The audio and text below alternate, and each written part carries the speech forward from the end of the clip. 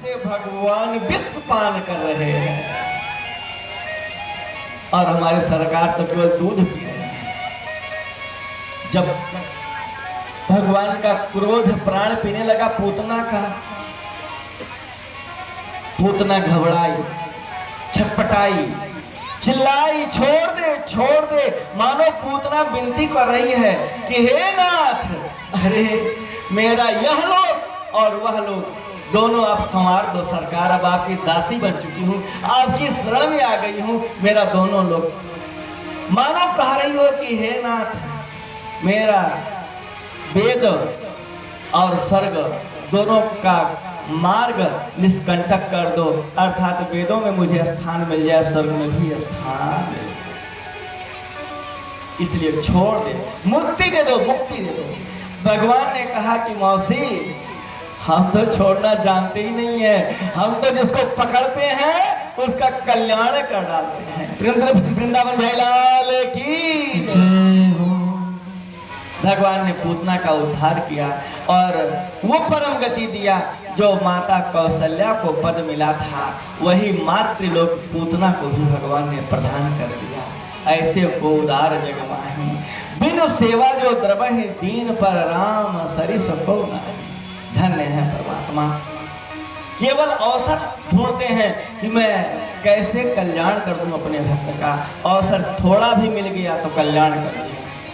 पूतना को सदगति मिल गई, लेकिन जब पूतना गिरने लगी तो अब चूंकि कंस को भाई मांगती है, इसलिए अपने भ्राता कंस के लिए गिरते गिरते सोचा कि चलो कुछ तो उपकार कर ही दूं। जब गिरने लग गई आकाश से तो विराट रूप अपना बना लिया। अब कंस को भी खुश करना था, इसलिए विराट रूप बनाया और गिरते गिरते इतना विराट रूप उसका हुआ कि जो है पतमानो अपि तद देह त्रिगव्युति द्रुमान चोर्यामास राजेंद्र महदासी तत्भुजम। जब वो गिरने लग गई ना तो उसके शरीर के नीचे 3 गव्युति तक के पेड़ चूर चूर हो गए। 3 गव्युति माने होता है 6 कोस, 6 कोस माने हो गया 18 किलोमीटर, यानी लमुआ से बहुत आगे तक जितने पेड़ थे, बाग बगीचे थे, उसके शरीर के नीचे आकर के सब चूर चूर हो गए। इतना विराट रूप बनाया। अब भागवत प्रमाण है 18 किलोमीटर तक, और उसके गिरने का इतना जोरदार शब्द गूंजा कि बीच रास्ते में नंद बाबा जी भागते आ रहे थे। नंद बाबा जी घबराए, माला जाप करने लगे, हे नाथ, हमारे गोकुल में सचमुच कोई उपद्रव हो गया। बसदेव ठीक कहता था, बसदेव बहुत बड़ा ज्योतिषी है, उसने कहा कि गोकुल में विपदा आने वाली है, सचमुच में विपत्ति आ गई। हे नाथ, मेरे गोपाल की रक्षा करना, हे प्रभु मेरे कन्हैया की रक्षा करना, कृष्ण की रक्षा करना। ये जो है भगवान से विनती करते नंद बाबा गोकुल पधारे। ग्वाल बाल और माताओं ने जैसे ही देखा पूतना के ऊपर भगवान खेल रहे हैं, ग्वाल बालों ने सीढ़ी लगा करके पूतना के ऊपर से कन्हैया सरकार को नीचे उतारा और नंद बाबा से जाके बताया कि पूतना आई, भगवान कन्हैया को लेके भाग रही थी, पैर में ठोकर लग गई, बेचारी गिर पड़ी, धड़ाम से प्राणांत हो गया। नंद बाबा बेचारे बड़े भोले हैं। नंद बाबा ने कहा, मेरे माला जाप का प्रभाव आज मेरा पुत्र ठीक ठाक है, मैं पूजा पाठ करता हूं ना, इसलिए ऐसा हो। माताओं ने बहुत सुंदर से गौमूत्र से स्नान कराया, लाल को गोबर का लेप लगाया और गंगा जल से स्नान कराया। जब हर तरीके से स्नान करा दिया तो अब गाय का पूछ के झाड़ा लगाती कहती हैं कि इंद्रियाण ऋषिकेश प्राणान नारायणो अवतु श्वेत दीपश्चित्ति मनो योगेश्वरो अवतु। हमारे कन्हैया के इंद्रियों की रक्षा ऋषिकेश भगवान करें, प्राणों की रक्षा स्वयं नारायण करें, और श्वेत दीप के जो मालिक हैं वही प्रभु हमारे कन्हैया के चित्त यानी हृदय की रक्षा करें और मन की रक्षा स्वयं योगेश्वर करें। ब्रह्मा जी गदगद हो गए। ब्रह्मा जी ने कहा, वाह रे माताओं, भगवान के नाम से ही आज भगवान की रक्षा हो रही है।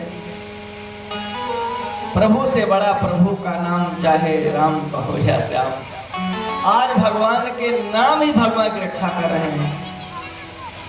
अब बालकों ने नंद बाबा से पूछा, बाबा ये मथुरा का मार्ग रुका पड़ा है, पूतना का शरीर जो है इतना विशाल, क्या करूं इसका? नंद बाबा ने कहा, कुल्हाड़ा मंगाओ और कुल्हाड़े से पूतना के शरीर को काट काट करके लकड़ियों का ढेर लगा दो, उसी पर पूतना के शरीर को रखो और आग लगाओ। गोप बालकों ने ऐसे ही किया और जब आग लगाई, आग जलने लगी धू धू करके, तो पूतना के शरीर से सुंदर सुगंध निकलनी शुरू हो गई। परीक्षित ने कहा, भगवान ये आप क्या कह रहे हैं? पूतना एक राक्षसी थी और राक्षसी के जलने पर सुगंध कैसे आ सकती? सुखदेव ने कहा कि हे राजन, अब वो राक्षसी नहीं रही। अरे जिसका दुग्ध पान स्वयं परब्रह्म ने कर लिया हो, क्या वो राक्षसी रह सकती है? वो तो एक देवी हो गई और देवी के शरीर से दुर्गंध नहीं सुगंध ही आती है। भगवान ने देवत्व प्रदान कर दिया पूतना को और पूतना को सायुप मुक्ति मिली और इसके बाद पूतना जो है वह सीधे गोलोक पधारी। वृंदावन भाई लाल की जय हो। आज अब भगवान कन्हैया सरकार 27 दिन के हो गए और जब 27 दिन का कोई संतान होती है ना, बालक बालिका, तो 27 जिस दिन हमारा जन्म होता है ठीक 27वें दिन वही नक्षत्र पुनः आता है। तो आज कन्हैया सरकार का जन्म नक्षत्र आया, उन्होंने स्वयं करवट बदल लिया। यशोदा मैया ने देखा कि कन्हैया ने करवट बदली है, गदगद हो गई, बहुत प्रसन्न हुई और पूरे गांव में ढोढरा पिटवाया, बहनियां आ जाओ आ जाओ, आज कन्हैया ने करवट ली है, आज खूब धमा चौकड़ी होगी, गाना बजाना होगा, सब लोग आ जाओ। गांव की सारी माताएं आई, बहनें आ गई, गोपिकाएं सब आई। आज माता यशोदा का आंगना छोटा पड़ गया, इतनी भीड़ हो गई। भैया ने कहा, देखो ऐसा करना कि बहुत ज्यादा शोरगुल मत करना, नहीं तो कन्हैया जाग जाएगा।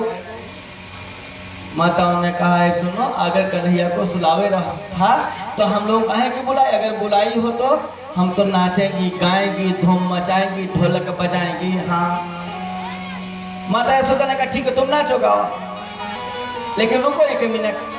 माता यशोदा ने कन्हैया का पालना उठाया और पालना ले जा करके बैलगाड़ी के नीचे लटका दिया। पूरा आंगन खाली हो गया। अब सारी माताएं खूब ठुमक ठमक के नाच रही, खूब गीत भजन हो रहा है और इधर हमारे सरकार जी बैलगाड़ी के नीचे टंगे पड़े हैं और कंस का दूसरा सेवक सकटासुर बन के आया, गाड़ी में बैठ गया कि मौका मिले कभी इसका काम तमाम करो। भगवान ने जैसे तुच्छी निगाह से देखा तो गदगद भाई, ओ हो तो मामा जी आए गए हैं, अब मामा जी का भी तो कल्याण करना पड़ेगा। भगवान कन्हैया अब ठूठ मूठ कर रोने लग गए। भगवान कन्हैया ने कहा, देखो सारा कार्य मेरे लिए हो रहा है, गीत भजन आदि मेरे लिए हो रहा है और लोग मुझे ही भूले बैठे हैं। ध्यान रहे, भगवान को अगर हमने अपने घर में स्थान दिया तो उनको भूले नहीं, उनको याद करते रहें, उनको भजन कीर्तन करते रहें, पूजन करते रहें। आज माता यशोदा भूल गई भगवान को और भजन कीर्तन आनंद के सागर में हिलोरे लेने लग गई और भगवान ने रोना शुरू किया कि किसी का ध्यान आए। लेकिन भगवान की माया इतनी प्रबल है कि माताओं को भगवान का रुदन सुनाई नहीं दिया। भगवान ने पैर उठा कर ऐसी जोर की ठोकर मारी कि बैलगाड़ी पलट गई और उस पर बैठा हुआ सकटासुर का तो कल्याण हो गया, उसका उद्धार हो गया। बैलगाड़ी पलटने का शब्द जोर का हुआ, सबके कानों में आवाज गई। भागी भागी माताएं आई, नंद बाबा दौड़े आए। गोप माताओं ने कहा, हे यशोदा, तुझे ठीक से बालक पालना नहीं आता है। सारी माताएं वहां से लेके आए और इसके बाद नंद बाबा ने कहा, बिना आंधी के, बिना तेज हवा के, बिना किसी ठोकर के बैलगाड़ी पलटी कैसे? किसी के पास कोई उत्तर नहीं। लेकिन भक्त कहते हैं, संत महात्मा कहते हैं कि यदि भगवान जी को हमने घर में स्थान दिया है, अपने हृदय में स्थान दिया है, उन्हीं की कृपा से हमारे सारे कार्य हो रहे हैं, फिर भी हम उनको भूल बैठ जाएंगे, भूले बैठे रहेंगे, तो भगवान हमारे जीवन रूपी गाड़ी को तो पलट ही देंगे।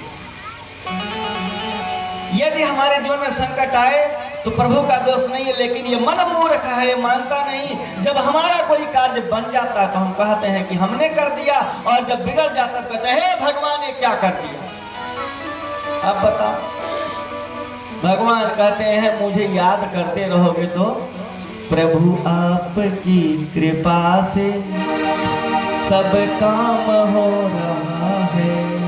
मेरा आपकी कृपा से सब काम हो रहा, मेरा आपकी कृपा से सब काम हो रहा है। करते हो तुम कन्हैया, करते हो तुम कन्हैया, मेरा नाम हो रहा है। मेरा आपकी कृपा से सब काम हो रहा है।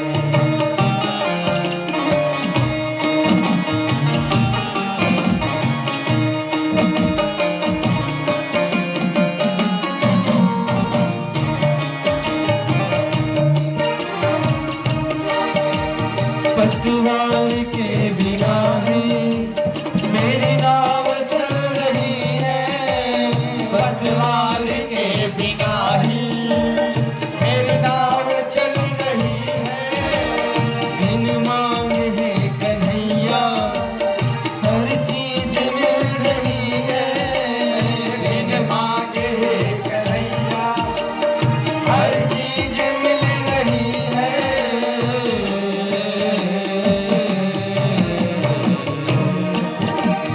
अब क्या बताऊं मोहन, अब क्या बताऊं मोहन, आराम हो रहा है। अब क्या बताऊं मोहन, आराम हो रहा है। करते हो तुम कन्हैया, करते हो तुम कन्हैया, मेरा नाम हो रहा है।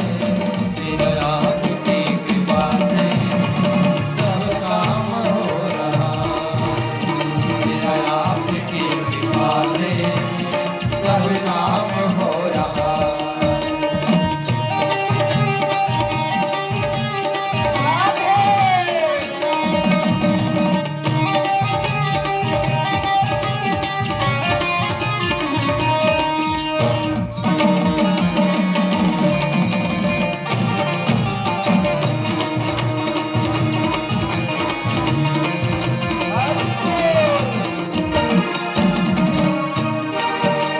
मेरी जिंदगी में तुम हो, किस बात की कमी है।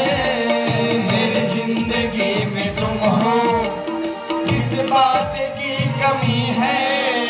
मुझे और अब किसी की परवाह भी नहीं है, मुझे और अब किसी की परवाह भी नहीं है।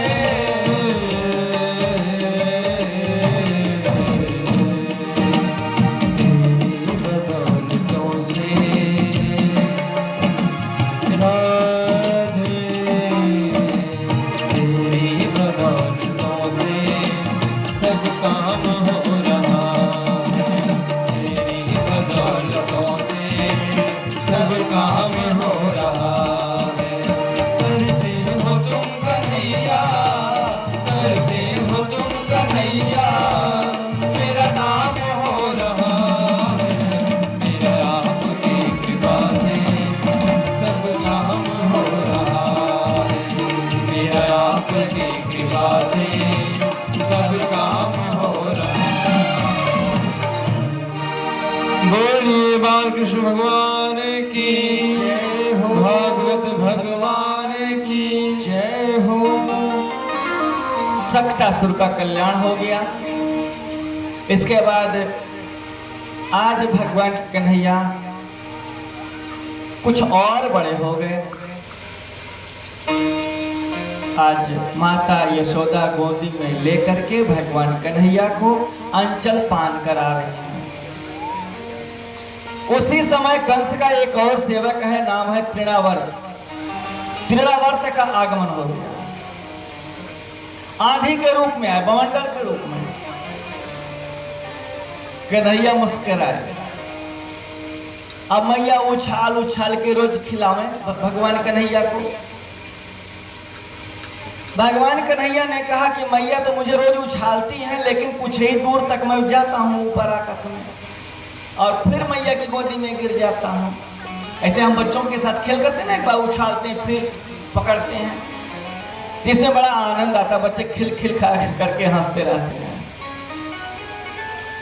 भगवान ने कहा मैया तो वैसे मुझे रोज उछालें, आज लगता है मामा जी हमारे लिए उड़न खटोला भेज दिए हैं। आज इस तृणावर्त रूपी उड़न खटोले पर मैं बैठ करके पूरा ब्रजमंडल घूमूंगा। लेकिन मैया तो गोदी से उतारे तब ना, मैया तो दूध पिलाने में मगन है। तो भगवान ने सोचा कि मैया ऐसे उतारने वाली है नहीं, तो भगवान ने क्या किया, अपने स्वरूप को, अपने जो है भार को बढ़ा दिया। गरिमाणं शिशोर्बोधुं नासे गिरिकूटवत् भूमौ निधाय तं गोपी विस्मिता भार पीड़िता। भगवान इतने भारी हो गए, इतने भारी कि गोपी अर्थात यशोदा सहन न कर पाए। यशोदा मैया बड़ी भोली, उनको लगा कि आज मेरे लाल ने दूध ज्यादा पी लिया है इसलिए भारी हो गया, जमीन पर बिठा दिया। लल्ला थोड़ी देर तू खेल ले, जब तेरा दूध हजम हो जाएगा, तू हल्का हो जाएगा, तो फिर दूध पिलाऊंगी। भगवान यही तो चाहते थे। तब तक तृणावर्त आंधी के रूप में, बवंडर के रूप में आया। माता यशोदा तो और काम में मस्त, और इधर वो लेप करके कन्हैया को ऊपर उड़ चला। भगवान खूब देखते, वाह देखो यह श्री रामा का घर, मधुमंगल का घर, राधिका जी का घर, ये छिपी गली, ये प्रेम गली, आहा यही तो मैं खूब धमा चौकड़ी करूंगा बाल बालों के साथ। भगवान साहब देख रहे। तृणावर्त ने सोचा यहां अगर मार दूंगा तो गड़बड़ हो जाएगी, महाराज कंस के पास लेके जाऊंगा तो इनाम भी मिल जाएगा ढेर सारा। इसलिए ये विचार जैसे ही तृणावर्त के मन में आया, भगवान कन्हैया को सीधे मथुरा की तरफ लेके भागने लगे। भगवान चाल समझ गए। भगवान ने कहा मूर्ख, तू मुझे ले जा पाएगा, ठहर। और भगवान ने क्या किया, अपना भार बढ़ाना शुरू किया।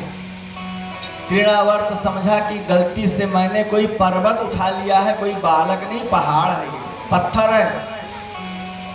भगवान ने कहा कैसा मूर्ख है, हमारे भक्त तो पत्थर में भी मुझे ढूंढ लेते हैं, जल अर्पण करते हैं, ओम नमो शिवाय, ओम नमः शिवाय, ओम नमः शिवाय, खूब जल चढ़ाते हैं। और ये मूर्ख के ऊपर साक्षात मैं विराजमान हूं, फिर मुझे पत्थर समझ रहा है। भगवान ने कहा ठहर, तेरा कल्याण पत्थर पर ही करूंगा। और भगवान ने उठा के धमाक से पत्थर पर पटक दिया, उसका भी राम नाम सत्य। तृणावर्त का भी उद्धार हुआ। फिर बोले कन्हैया सरकार की। अब भगवान हमारे 1 साल के हो गए। बसदेव जी को अब याद आया, एक एक दिन गिनते। आधी लाइन बताऊं, चूंकि आज बहुत लंबी कथा करनी, आधी लाइन सुनाऊं। आज देवकी मैया का भाव क्या है, केवल भाव बस सुना रहा हूं, याद आ गया। देवकी मैया एक एक दिन गिनती हैं कि मेरा लाल बिछड़े कितने दिन हुआ, आज 1 साल का हो गया। देवकी मैया सोच रही हैं कि अगर मेरे पंख होते तो मैं अपने लाल के पास उड़ के चली जाती। पंख जो होते मैं उड़ जाती नंद बाबा के गाँव। पंख होती तो मैं उड़ जाती नंद बाबा के गाँव। लाल मेरो रोवत हुई है कि भूखो सोवत हुई है। लाल मेरो रोवत हुई है कि भूखो सोवत हुई है। लाल मेरो रोवत हुई है कि भूखो सोवत हुई है।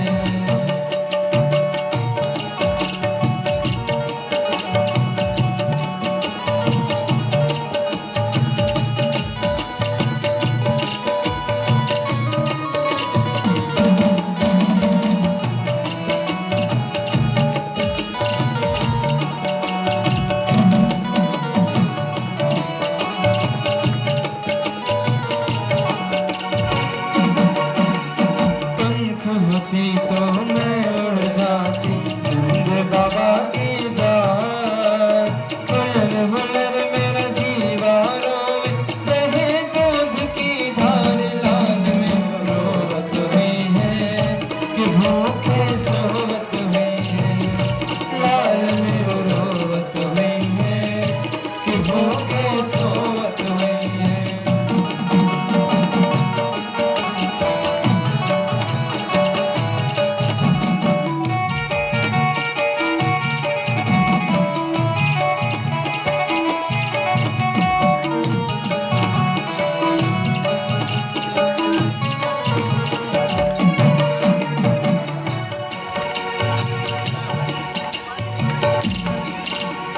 बहुत सुंदर